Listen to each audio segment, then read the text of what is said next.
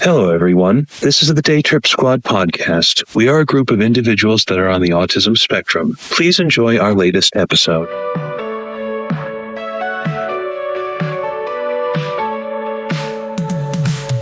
Tune into the Day Trip Squad where the vibe is always right. Live for people linking forever. We're shining a bright light on young adults with autism, sharing stories, having fun. Join us, won't you? The adventure's just begun. All right, we're coming to you right off the interstate, San Freitas. So, Mr. Abhinav Malik, how did it feel when you first started making friends with other people that were on the autism spectrum? And so it was pretty good to meet other people like with the same as me and meeting other people. Ah, yes, sounds brilliant. If you were to ask me about that, since I only had so much contact with people in that community for a good portion of my life, if I were in the special needs classroom, and forgive me because I'm a bit detached, but there wasn't really much interaction that I would have with them outside of the school grounds. If anything, I'm just kind of like that in general. But you know what? And it took a while for me to realize that I was in special needs because I was on the spectrum. But the realization probably didn't come to me until maybe 7th grade or so. And so it's something I certainly need to work on to feel like I'm not being a hypocrite about it. But it does mean a lot to me that I'm interacting with others on the spectrum and really feeling like there's more that I can apply to that and then looking to myself, but me doing what I do, opening up a library at People Incorporated, it's largely an endeavor to communicate that to them and let them know that I've made a safe learning space for them. I'm not going to kick you out because you're making stimulatory noise. And I don't want to go on too long about it, but make of that what you will.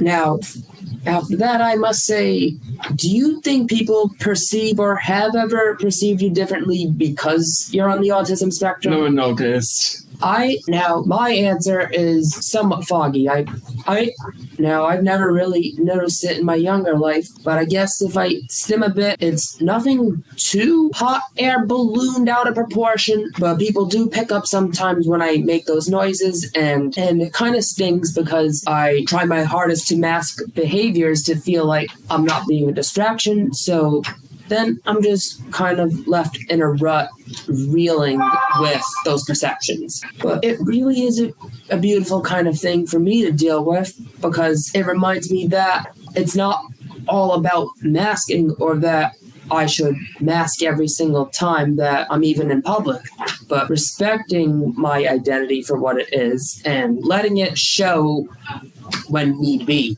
when it's allowable, and feeling more confident in my shoes about that. Now, how did it make you feel when you found out you were on the autism spectrum? I don't even remember because I think the first time was when I was like a little kid when I first got tested for it. Not sure.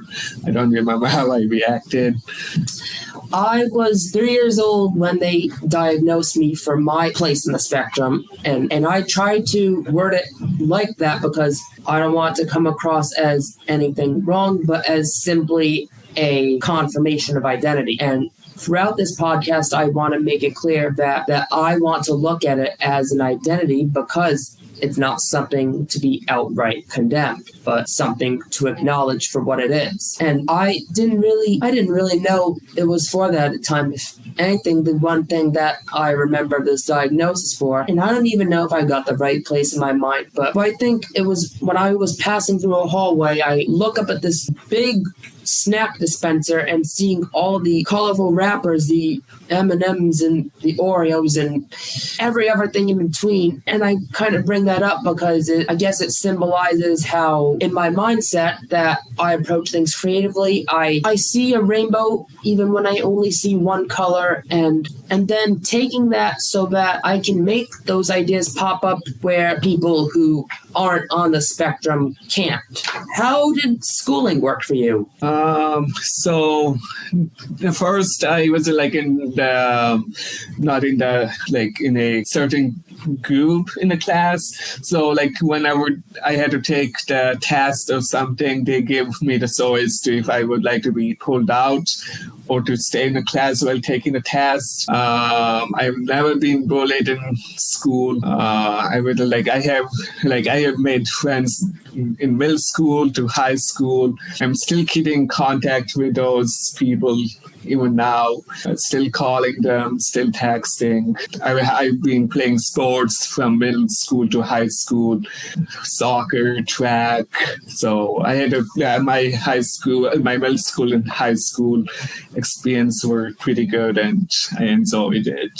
And I know I already brought up my side of the equation when it comes to how my schooling environment was back in question 1. So what I can add here is when I would take a certain standardized test like MCAS or SAT, that more often than not, I would be given freedom to practice in a room separate from the other students, likely because they knew I had some, for lack of a better term, sensory input. That is, needing stillness around me to be able to focus and to be able to focus on the test without feeling like there was anything else I needed to commit to. And then sometimes getting assistance from an aide, which would by default deduct points. And I knew, and I tried asking them at least once to stop doing it, but they still gave it to me. So it was honestly kind of a bittersweet experience. And I guess part of how I've come to perceive myself in this situation in academia and in the workplace is that I can never really be sure how it is that others perceive me, and I'm kind of flummoxed by people and their expectations coming off differently than what I try to communicate to them. Honestly, kind of a whack job little thing I'm dealing with. Were you in a separate setting classroom? So when I took the test, so most of the times I wanted to stay within the whole class, or sometimes I did not to be pulled out. So they asked me if you would like to be pulled out or not. So I told them I will take the test within the whole classroom. And when I did any other MCAS or anything of those sorts, they did give me extended time, but I was able to complete all of my tasks on time without the extended time or any of those the helpful stuff. Well, and trying to add to some of my existing points, when I say that my special needs program was isolated, it really was kind of a different thing from the rest of the school hierarchy. I would be surprised if anyone would talk about us regularly, but I do know I had a classmate from that room who would come by my math class every now and then, appear at the window, and one of the girls or two would politely wave their hand at him, and then he was off back to his program. And this was when I was in 6th grade, just after I had transitioned to the mainstream programs. But that's kind of beside the point, because when I was in that program, even though I'm kind of a detached individual, I had this sensation within me where I would look at crowds of students passing through the hallway, and I would look at it as if I could join them, it would be like walking with all the celebrities. And I felt like even though I wasn't much for the small talk side of things, I'm very much in it for the atmosphere. And after having spent quite a bit of that time in the overshadow group, I wanted to see some change, and so eventually my wish came true. And I guess what I've come to learn about myself in the days since is that it's easier for me, if you were to ask me to get up on stage and talk, than to try to engage in an everyday conversation. So when I did get up on stage, and that wasn't even for a senior project, for crying out loud, I didn't really have any kind of stage fright because I was in it for the atmosphere. I wanted to really let my message be heard. I was honoring a history teacher who was retiring from high school when I was a junior, and I came in with bated breath, did my thing, ended it on a resounding cheer, and let's say he left on a happy note. And that set me up personality-wise for quite a good, large, bigger picture level of sociability. Now, how has autism made you look at yourself? Well, at the beginning, when I was a little kid, like my speech and my language was kind of like not too good. But now I made like tremendous progress now with my language, my grammar, my speech. I like learned some new stuff recently, and that I made tremendous progress from when I was a kid to now. And it was just lucky I was able to pass my middle school and high school, mainly because of the MCAS. I was pretty lucky that I was able to pass, but the MCAS was the most hard. And luckily I'm able to like learn new stuff now that I've never learned before. And thanks for that baking and to the cooking classes. I learned some new stuff in the kitchen. My sister, she's pretty happy now.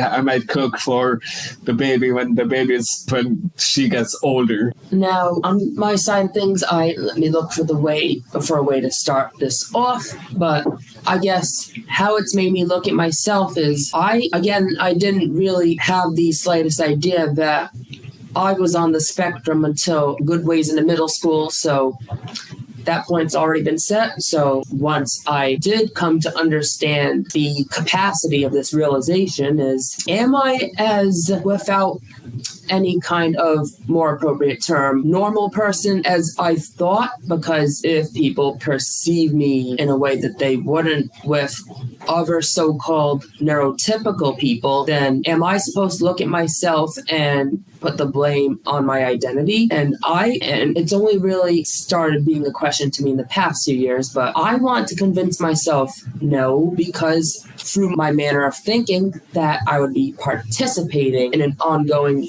human conversation. So it's kind of special how I weave through this, because I not only understand how I form relationships with others and how they form relationships with me, but coming to understand myself as a person in the process.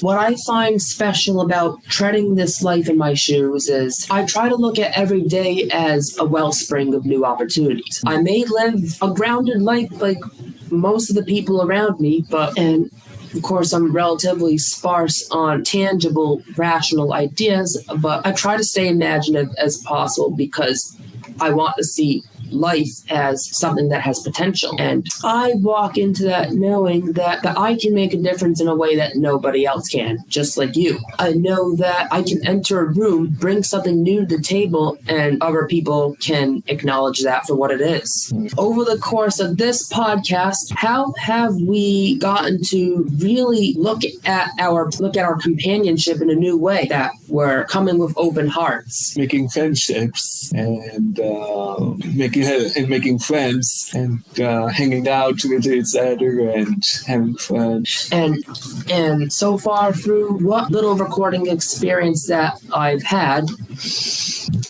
it's special in its own way. I mean, there's nothing super rich in what I've achieved from this so far, but as time goes on, I want to feel that satisfaction, that oomph, that light of sun just bursting right through me and then giving me that renewed courage to really put more faith into it. I won't keep you occupied any longer because tick, tick, tick, tick, tock, tock.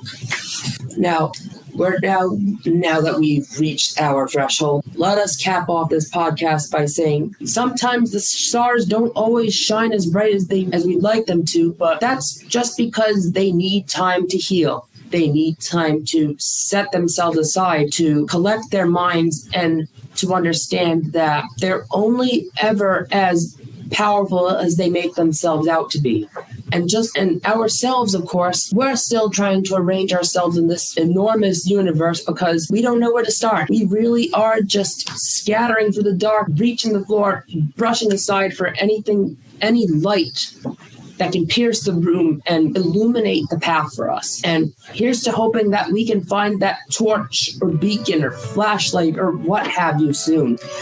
So at the end of the day, every day is a new universe. Into the day trips Squad, where the vibe is always right. Live for people linking forever. We're shining a bright light on young adults with autism, sharing stories, having fun. Join us, won't you? The adventure's just begun.